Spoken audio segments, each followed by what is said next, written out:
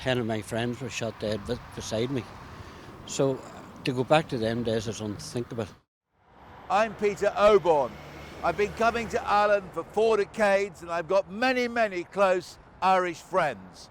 As a reporter, I covered the Irish peace process and then I voted Brexit just 3 years ago. Recently, I've been coming to suspect that I made a terrible mistake.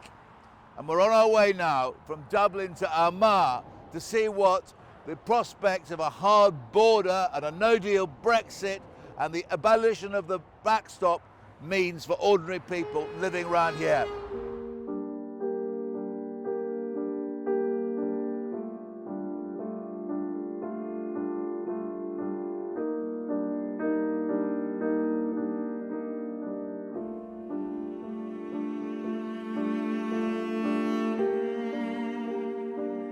"30 years ago, what would this town have been like?" I was scary.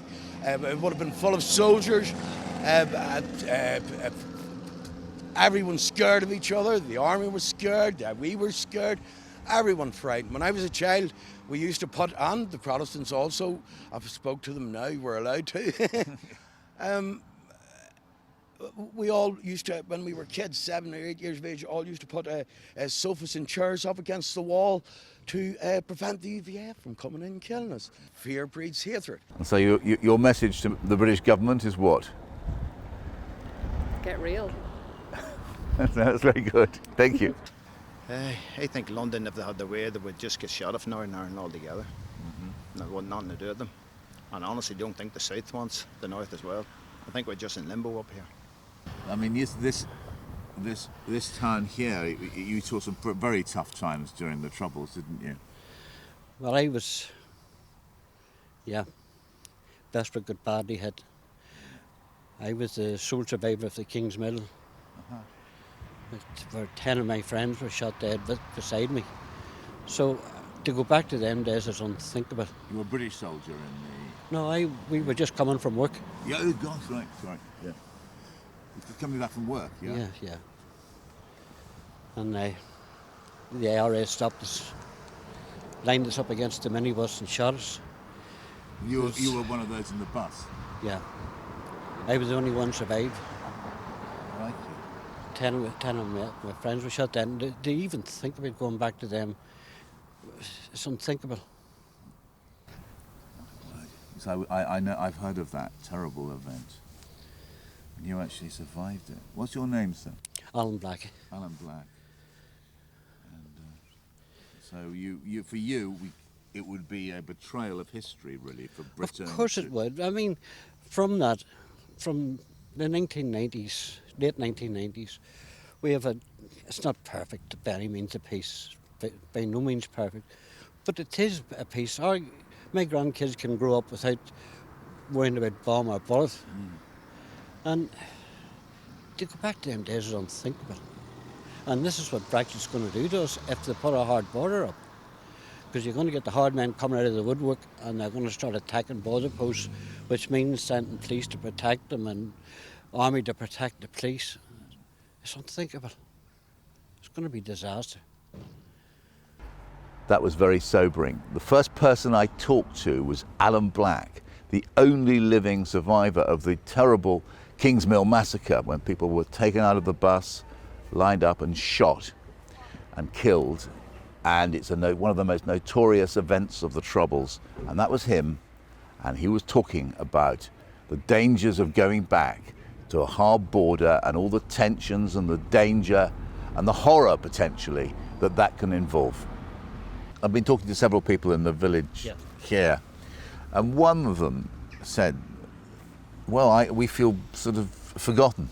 Yes. You see, I think it's fair to say that when the referendum was fought, there was little or no regard given to the position of Northern Ireland and the impact that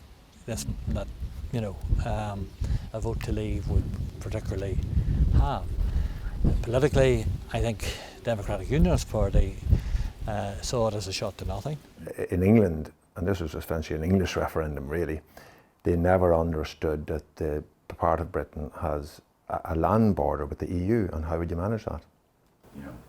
No, I'm ashamed to say that was part of that. I didn't understand it. I didn't, and it's unforgivable, given the very ancient history we have of tragic conflict and the miracle almost which has occurred in the last quarter century. So I feel quite ashamed to have come to this so late. But if you look at the Irish identity versus British identity, the two identities in this part of Ireland, you know, the Irish identity wants to feel that you can be Irish, you can pursue your Irishness within the context of a six-county state. The British identity wants to be able to pursue its British identity. We struck a very delicate balance for about 10, 15 years with the Assembly where, you know, you could speak the language, you could pursue your Gaelic Athletic Association interests through your sport and through everything else, and that there was nobody feeling that you were being subversive or that your position was not valid. 3 or 4 years, all of that has been turned upside down. Up on the border, we heard really a story of unintended consequences, how Brexit threatens the lives of ordinary people and may even lead to a kind of repudiation of the Good Friday Agreement. Now I've come to the Dáil and I want to hear whether Dublin feels that something can be done to save relations between Britain and Ireland. And as you've said before, one of the real worries is that this issue didn't come up during the referendum. And it was quite clear to us that a bad Brexit, a no-deal Brexit, or just something that doesn't get it right, is a real threat to this stability. And that's not just our political opinion. We've heard that repeatedly from the PSNI. You put up CCTV or a check, it becomes a target.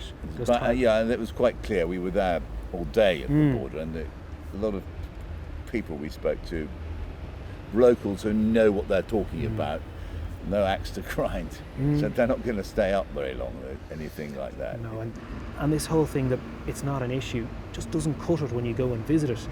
And there isn't a comparison to be made with Sweden and Norway or USA and Canada or Turkey and Greece. Or as Mr. Johnson sort of really badly, he said Chelsea and Westminster, I think he said, or two London boroughs, you know, it's no more difficult than going between two London boroughs. That is absurd, isn't it? It's actually worse than absurd. It's misleading, and it's being reckless with people's lives and reckless with history.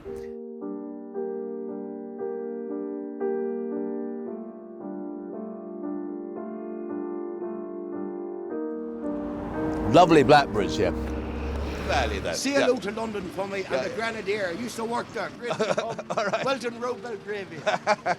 Look, it's a great pub, yes. Oh, says that. Yes, I know. Oh, you've got to go. Senator Richmond told me several things I didn't know before I sat down with him. One of them was the staggering fact that Boris Johnson never went to the Irish border when he was British Foreign Secretary, and he's certainly not been there as Prime Minister. I worked with Mr. Johnson for many years. I know him extremely well. He's one of the most brilliant brains, political brains, that I've ever encountered. Doesn't he care about the Good Friday Agreement? Is he unaware of the hundreds of years of tragic history which links Britain and Ireland?